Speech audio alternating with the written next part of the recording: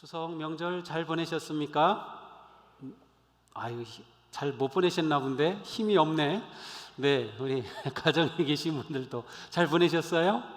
네, 그렇습니다. 잘 보내신 것 같습니다.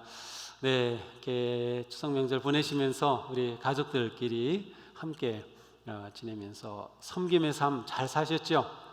네, 정말 오늘 또 이렇게 추석 명절에 어떻게 보면 마지막 날일 수도 있고요. 또 우리에게는 이 주간의 새 날이기도 합니다. 예배 드릴 때 오늘은 특별히 온 가족이 함께 드립니다. 그래서 가정에서도 자녀들이 어린이 예배, 드림랜드 예배 따로 하지 않고 또 우리 드림 틴스 따로 드리지 않고 우리 부모님, 할아버지, 할머니, 자녀들과 함께 예배를 드립니다. 우리는 지금 코로나로 인해 많은 고통을 겪고 있습니다. 우리 자녀들은 학교에도 매일 가지 못하고 원격 수업을 해야 하고요. 친구도 잘 만나지 못하고 참 힘들어요. 또 우리 부모님들도 마찬가지죠. 여러 가지로 많은 어려움 가운데 있습니다. 교회도 마찬가지예요. 교회도 이렇게 마음껏 모여서 예배하지 못하고 오늘도 이렇게 딱 제한된 인원만 예배하는 그러한 상황 가운데 있습니다. 우리는 코로나 팬데믹을 겪으면서 온 세상이 서로 연결되어 있다는 것을 새삼 깨닫게 됩니다. 중국 우한이라는 곳, 저는 어디 있는지도 모르겠어요. 많이 듣기만 했지 혹시 가본 적 있는지 모르겠어요. 그곳에서 발생한 이 코로나가 불과 한두 달 만에 전 세계로 퍼져나가고 전 세계가 이렇게 고통을 겪고 있으니 말이죠. 이 세상은 결코 나 혼자만 잘 살 수는 없다는 것을 알 수 있습니다. 온 세상은 서로 아주 긴밀하게 또 초고속으로 이렇게 연결되어 있어요. 그래서 서로 영향을 주고 받고 있습니다. 그런데 우리가 미처 생각하지 못한 것이 있어요. 그게 뭘까요? 그건 바로 우리는 지구의 모든 자연 그리고 모든 생물과도 깊이 연결되어 있다는 사실이에요. 우리는 오늘 참 아름다워라 주님의 세계는 찬송을 불렀습니다. 이 찬송을 지은 그 뵙 컥이라고 하는 분은 미국 분이고 뉴욕에서 이 찬송과 가사를 지으셨는데 100년도 넘었어요. 그분이 이 찬송을 지을 때는 정말 하나님이 지으신 그 아름다운 세상 아름답게 이렇게 시를 지었을 텐데 저는 이 찬송을 부르면서 지금 우리가 살고 있는 이 세상은 정말 이렇게 아름다운가 하는 그러한 마음이 들었습니다. 하나님께서 우주 만물을 지으셨을 때 정말 아름다웠습니다. 빛과 어둠, 하늘과 땅과 바다, 태양과 공기, 바람, 아름다운 나무, 풀과 식물, 동물, 다양한 생물들을 만드셨을 때 정말 아름다웠습니다. 얼마나 아름다웠는지 하나님께서 스스로 감탄하셨어요. 야, 이렇게 멋질 줄은 하나님도 예상을 못하셨던 것 같아요. 그래서 하나님께서는 지으실 때마다 야, 정말 좋다, 참 좋다, It was good, it was good 계속 감탄하셨어요. 성경에 보면 무려 6번이나 반복하셔요. 6번. 야, 정말 좋다, 좋다, 좋다 하셔요. 그리고 맨 마지막에 사람을 만드셨어요. 그리고 만드신 모든 것을 보시면서 또 한 번 말씀하시는데 이번에는 야, 정말 좋다, 참 좋다, It was very good 이렇게 하나님께서 감탄하셨어요. 그러니 하나님이 감탄하실 정도니 얼마나 아름다운 세상이었을까요? 그런데 하나님께서 사람을 맨 마지막에 만드신 이유가 뭘까요? 기왕이면 사람 맨 처음 딱 만드시면 좋았을 것 같은데 가만 생각해 보면 맨 마지막에 만드신 이유가 있어요. 제가 생각하기에는 하나님께서는 우리 사람을 너무나도 소중하게 귀하게 생각하셨기 때문에 사람이 살아갈 수 있는 환경을 먼저 다 만드신 거예요. 사람이 행복하게 충만하게 살아갈 수 있는 환경을 완벽하게 준비하시고서 딱 사람을 만드셨어요. 만약 사람을 맨 처음에 만드셨다면 어떻게 됐을까요? 빛도 없고 새도 없고 바람도 없고 어떻게 살 수 있었을까요? 그러니 하나님은 우리 사람을 얼마나 사랑하시는지 우리가 알 수 있습니다. 자, 그렇게 사람을 만드신 하나님께서는 사람에게 책임을 맡겨 주셨습니다. 오늘 읽은 말씀이죠. 땅을 정복하여라. 바다와 고기와 공중의 새와 땅 위에서 살아 움직이는 모든 생물을 다스려라. 땅을 정복하고 생물을 다스리라는 말씀, 우리에게 주신 책임입니다. 자, 그런데 사람들은 이 말씀을 오해했어요. 그래서 마구 자연을 훼손하고 파헤치고 개발하고 오염시키고 훼손하였던 것이죠. 그게 정복인 줄 알았어요. 그게 다스리는 것이라고 잘못 생각했던 것이죠.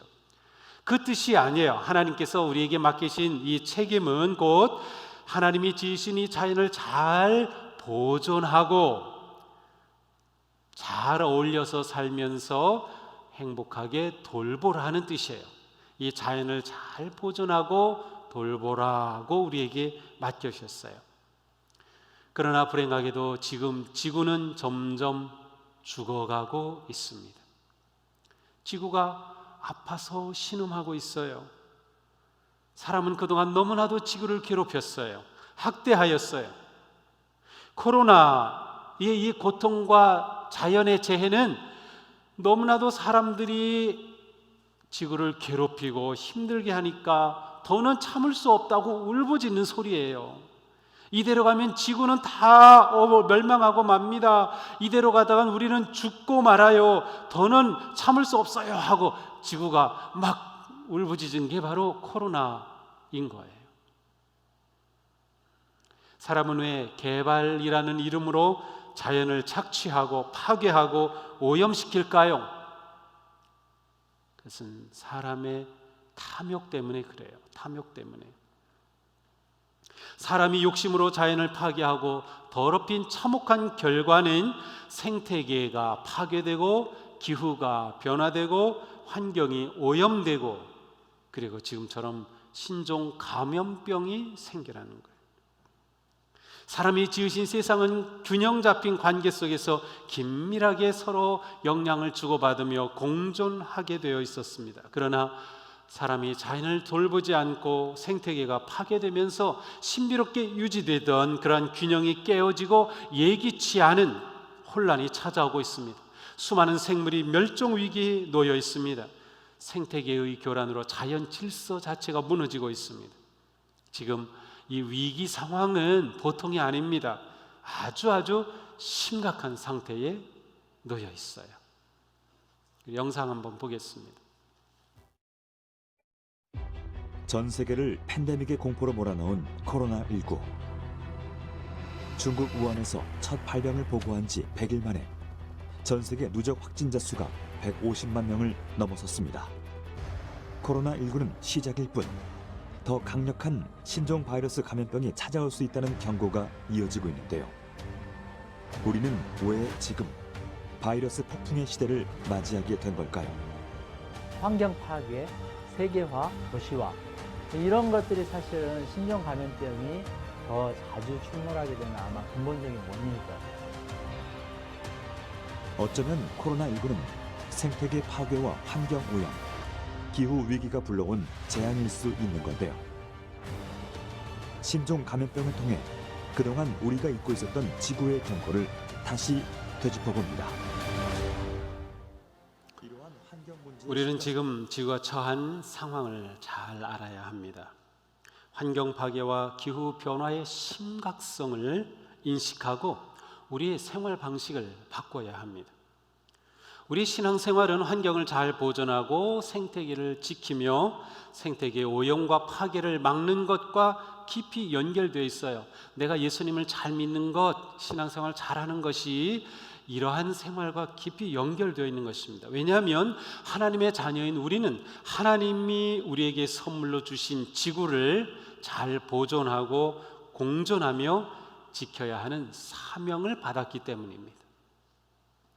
환경보호와 생태계의 회복은 우리의 삶에서 매우 중요한 숙제입니다. 스웨덴의 그레타 툰빌이라는 그런 소녀가 있어요. 지금 17살인데요.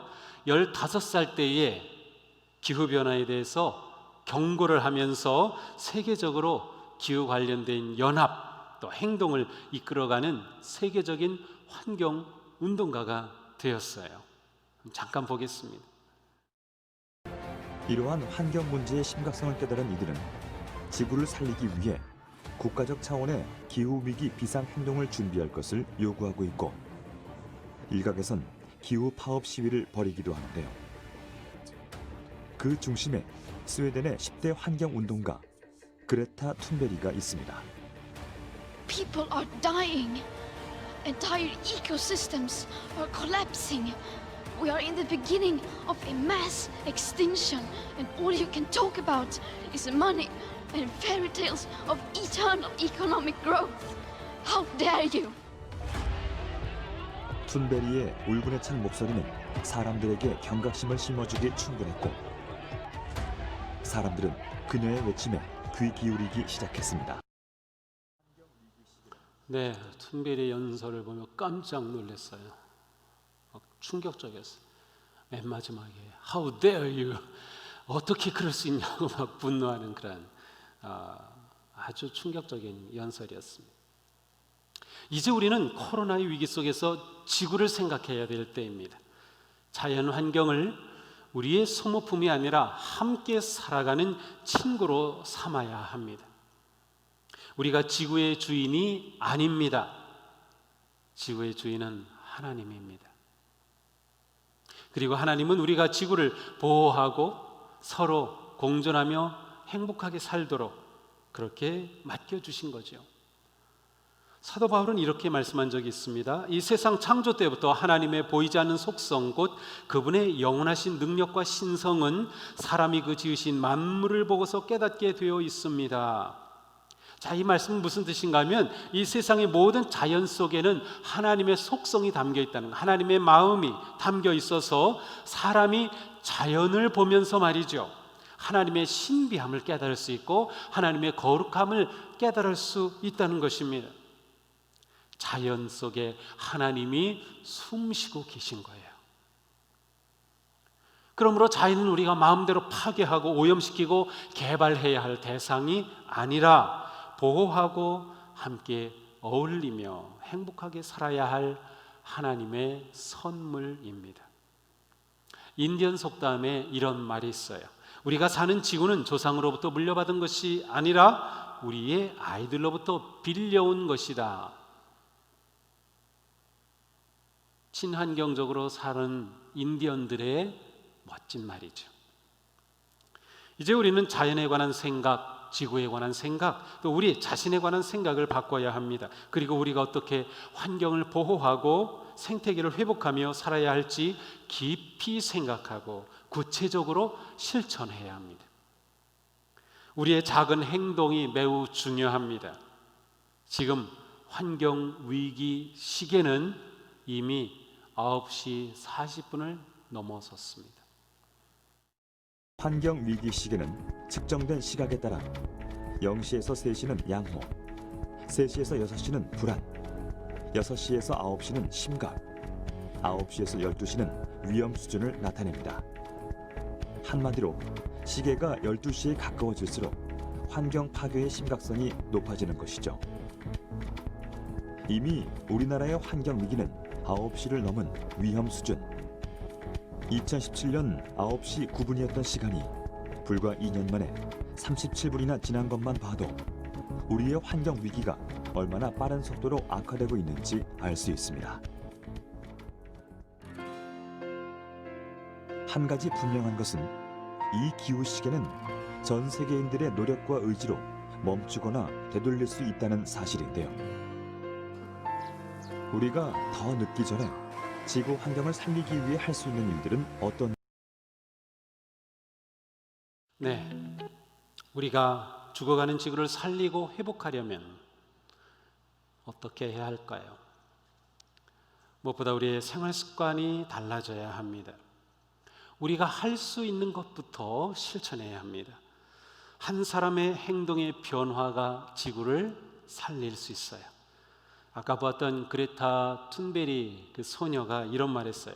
변화를 만드는 데는 결코 한 사람도 적지 않습니다. 우리가 할 수 있는 것 제가 세 가지로 쉽게 한번 생각해 봤어요. 그것은 덜 버리기, 잘 버리기, 줄이기입니다. 우리는 덜 버려야 합니다. 특별히 플라스틱은 인류가 발명한 정말 최고의 편리한 물질입니다. 우리는 플라스틱 없이는 이제는 살 수 없는 시대입니다. 플라스틱이 주는 좋은 점과 편리함은 이루 말할 수 없지요. 하지만 플라스틱이 해양 오염과 환경 오염의 주범이 되면서 많은 문제점이 드러나고 있습니다. 이 플라스틱은 분해가 되지 않는다는 것이 가장 큰 문제입니다. 어떤 것은 영원히 분해되지 않을 것이고요, 분해 자연적으로 되려면 300년은 넘어야 된다고 합니다. 요즘 플라스틱을 먹는 박테리아가 배양되었다는 그러한 소식도 있긴 합니다. 하지만 플라스틱 사용을 최대한 줄이는 것보다 더 좋은 방법은 없습니다. 지금도 미세 플라스틱은 바다에 계속 쌓이고 있습니다. 물고기가 그것을 먹고 그것은 다시 인간 몸으로 들어오고 중금속 오염과 질병을 일으키고 있습니다.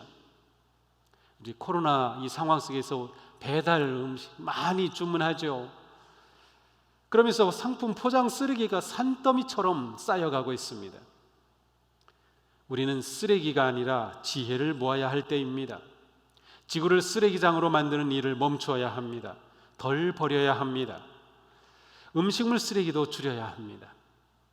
쓰레기 없는 삶, 영어로 zero waste라고 하는데 이러한 삶을 추구하는 분들도 있습니다. 지난 여름 홍수로 인해서 동영상으로 보는데 깜짝 놀란 게 쓰레기입니다. 쓰레기 더미, 그렇게 많은 쓰레기예요. 저는 그것을 보면서 사람을 새롭게 정의했습니다. 사람은 쓰레기를 만드는 존재. 이 땅에서 사람 말고 쓰레기 만드는 존재가 있나요?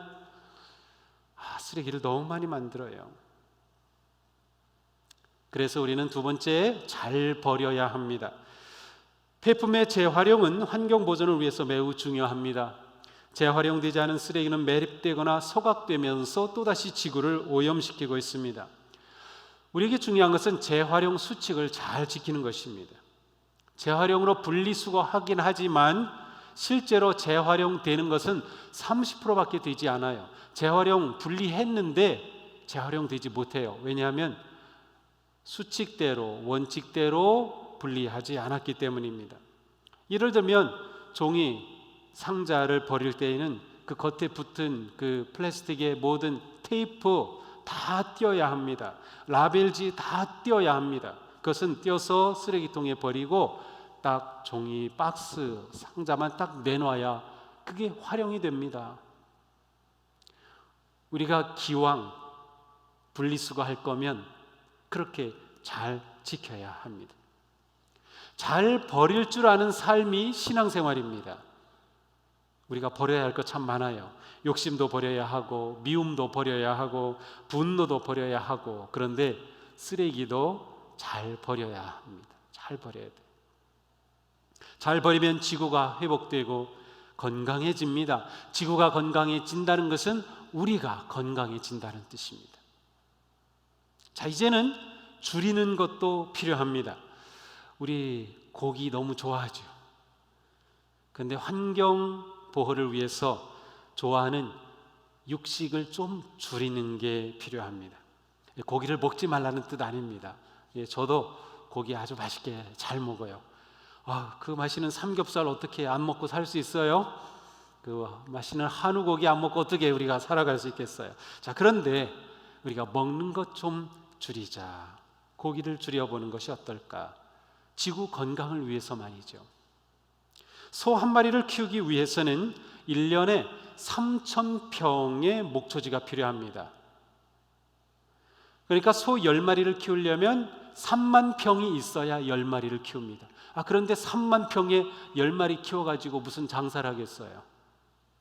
그러니까 소 우리를 짓고 소를 그곳에 가두어 두고 사료를 주어서 소를 키울 수밖에 없습니다. 소가 또 살이 빨리 찌고 우유를 많이 내도록 인공 사료를 먹여야 합니다.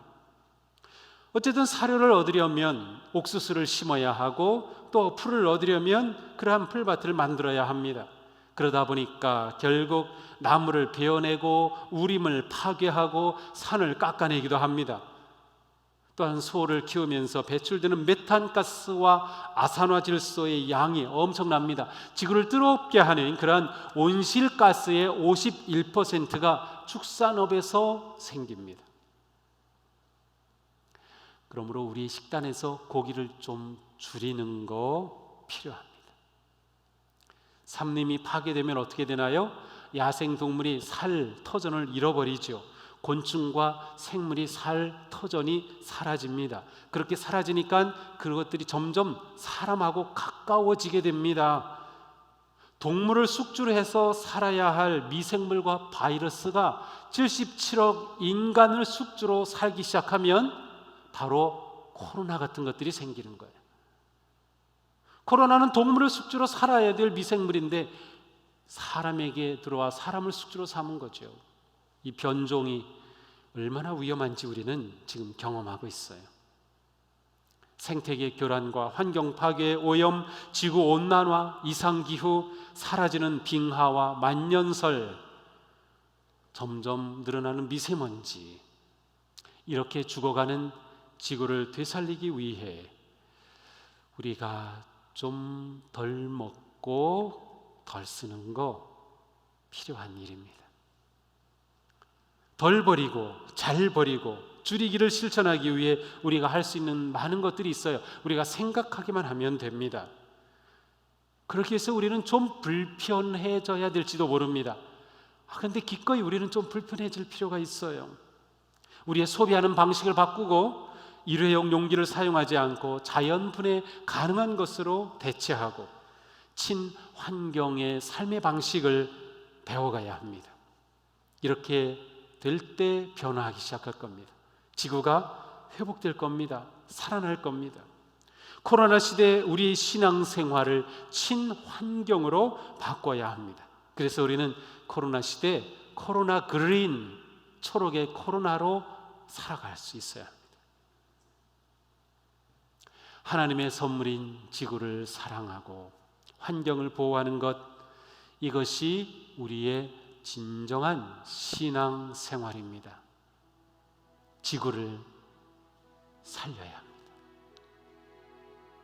지구에게 용기를 줍시다. 지구야, 힘내자. 그래요. 우리 삶의 방식을 좀 바꿔가는, 이것이 진정한 신앙생활이라는 것을 기억하시기 바랍니다. 앞으로 내가 어떠한 점에서 무엇을 바꿔야 할지 한 가지, 그것부터 우리 실천하면서 코로나가 우리에게 경고하는 이 경고 앞에 믿음으로 반응하는 우리 모두가 되기를 주님의 이름으로 축복합니다. 기도하겠습니다.